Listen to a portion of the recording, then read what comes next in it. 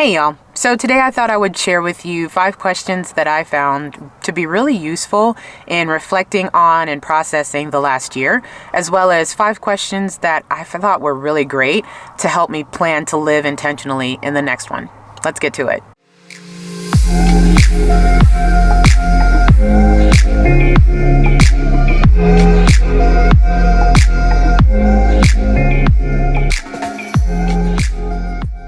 As you can see, I'm coming at you live from the back of my vehicle. It's actually really chilly outside, but I love getting out into nature and doing my reflections and journaling and things like that. And I've been riding the procrastination bus hard on doing this exercise. 2021 has been another difficult year for me health-wise, and then also just taking inventory of all the crazy that we're exposed to on a regular basis between the news and social media and all the things that are going on in the world. I didn't want to reflect on 2021, but it's an important exercise that I really encourage you to do. I found it to be really beneficial once I actually sat down and did it. So one of the first things that is, I think, really important to do is to take a systematic overview or a systematic review of your year. So that means grabbing your calendar, grabbing your journal, and just going through it month by month, week by week, and just checking in, see what you were doing, who you were hanging out with, what you were feeling like, the things you were struggling with, the victories that you had. I found that to be really beneficial, especially in this year, because I got to see just how much I actually did. So that would be step 1. Not one of the questions, but definitely step 1. But as far as the questions go, this is basically a hybrid of some exercises that we got from work and some questions that I found on the internet that I used. And these are the top 5 that I found for reflecting on the year before. So number 1, take inventory. What were your favorite moments of the year? For me, that was definitely the birth of my great niece, Emrin, who I love and adore. She has just brought another spark of life into our family, and she's just a hoot. She's super funny. Even though she's little, but she just does things. And of course, all babies, they do that kind of thing, and it's just really a delight to have them around. So yeah, I would say Emrin is number 1. Number 2 was getting to spend time with my family this summer. It's always a great time when we're all together. Number 3 would be getting to see some college friends from Memphis, spend time with them. I've talked about that before on my channel, and just a really great time of reconnecting with old friends. Number 4 would be my camping trip that I took this year. I only got to do one just because of the way life worked out. So I got to go on a solo camping trip earlier this year, and it was just the best thing because it really was the mark, I think, of, okay, I'm well enough to get out and start doing things again. It was kind of a trial run for me of taking a short road trip and just breathing awesome air and doing all the things that I generally love to do, especially in the summer. So that would be number 4. And then number 5, I think, is getting to hang out with a group of friends that I get to see regularly. It's just awesome to be around people who get you, and you don't have to explain things, and you laugh a lot, and it's just a great time always. So those would be my top 5 favorite moments of the year. So if you have those, I would definitely jot those down just so that you have that recollection of those moments and kind of savor it a little bit, sit in the moment with them, and really just remember what it felt like to be in those places with those people. Number 2, what would you say is your biggest victory?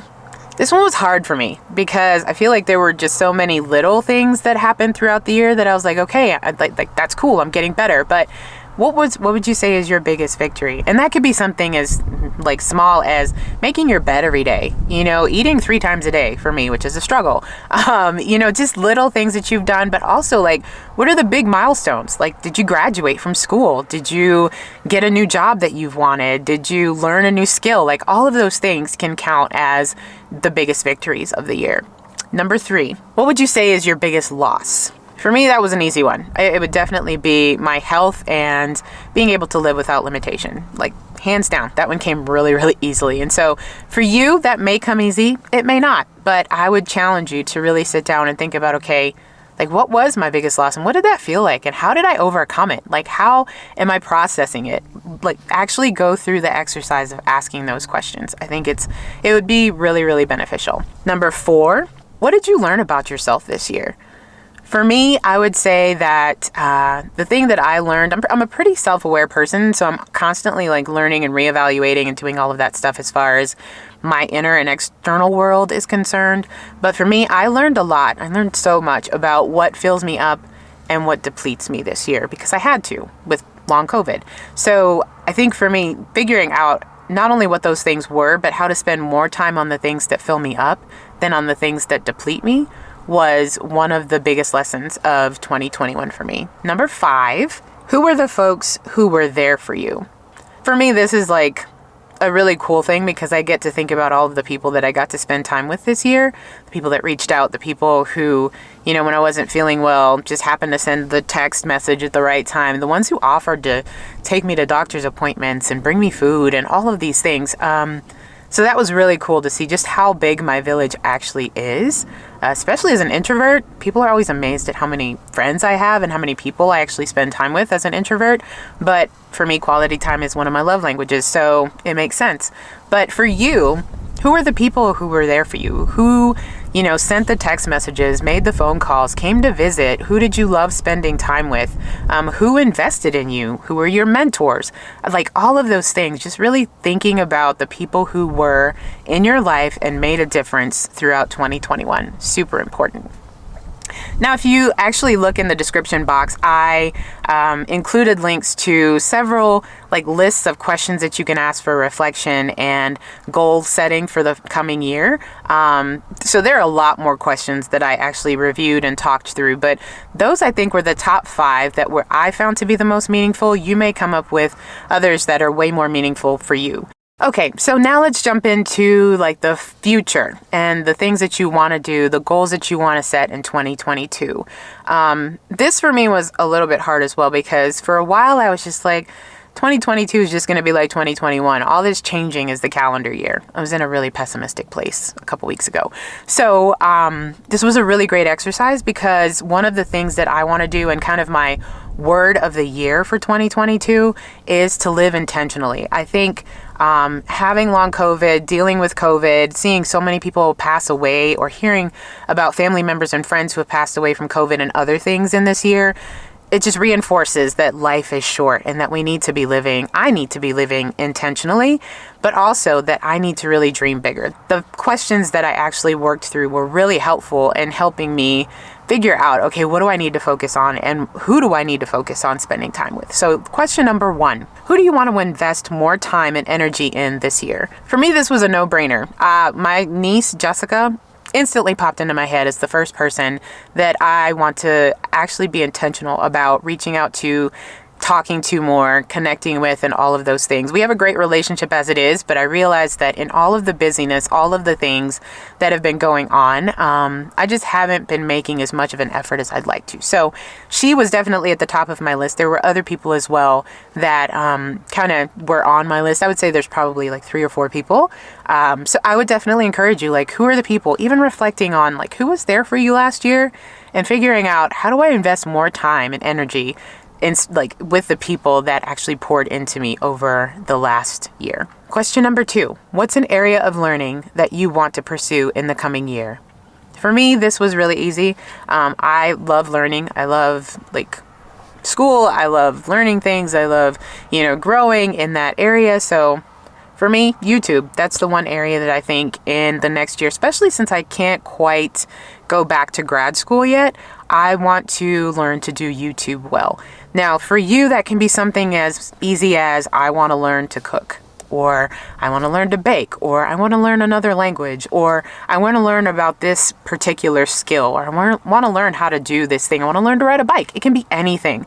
What is one area that you want to grow and learn in the coming year? Question number 3, what are some fun and self-care activities that you can do in the coming year? So for me personally, I had a ton of fun with this question. Self-care and gratitude practices and things that really boost my mental and emotional health are all just things that I love spending time and focusing on. So I came up basically with a list, totally almost smacked myself with that, came up with a list of things that I think I would love to do. Of course, number 1 on my list is camping. I want to get out and camp at least 3 or 4 times next year. That doesn't seem like a big goal for some people, but for me personally, having not been able to do it because of physical and health stuff, It makes sense. But that's something that I really want to be intentional about, actually scheduling, putting on the calendar, booking the sites, figuring out who I'm going to go with, all of those things in the coming year. Other things that I thought of, looking down at my notes, was to journal more. Journaling is something that fell completely by the wayside over the last couple of years. And I think it's a practice that has been great for me in the past that I need to revisit. Resting more. I suck at resting.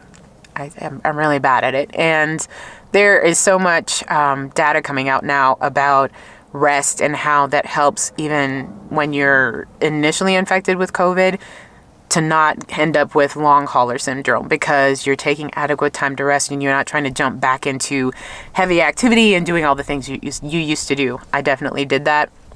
If I had it to do all over again, I would not do that, because now I know better. But resting more is something, and finding ways, like the different ways to rest. If I can find it, I will share a graphic that I posted to Instagram a while ago that talks about the different types of rest.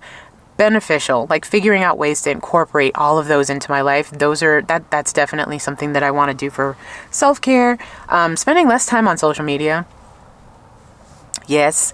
And then also something that I loved doing, volunteering. I found that it was so good for me to volunteer. So finding somewhere where I can connect with people and serve my community is definitely something I want to focus on, as far as like fun self-care stuff that I want to do in 2022. So yeah, definitely think about what that looks like for you. Those are things that work for me. Figure out what works for you, whether that's, getting out and going on walks, or, meeting up with friends for coffee, or just whatever that thing is. Figure out what those things are and then be intentional about putting them into your calendar.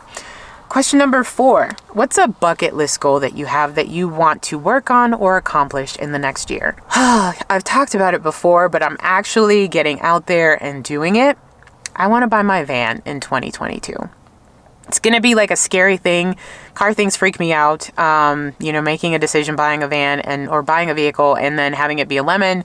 All of those things terrify me. But again, dreaming big and stepping out in faith and just doing things because I know that in the end, they're going to be so good for me and so beneficial, and they're going to feed my soul. So definitely, at some point in the next year, I hope that I will be able to debut my van and be able to take that out camping and just road trips and all of that good stuff. So be on the lookout for that.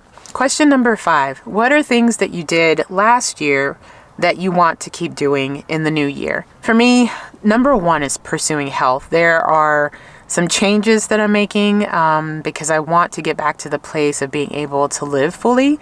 I know that long COVID, it's going to resolve itself when it resolves itself. But I feel like there are steps that I can take as well to continue to get better, to pursue health, to make healthier choices, all of those things. So that's what I have been doing to a certain degree, but I definitely want to be more intentional about doing that in the new year.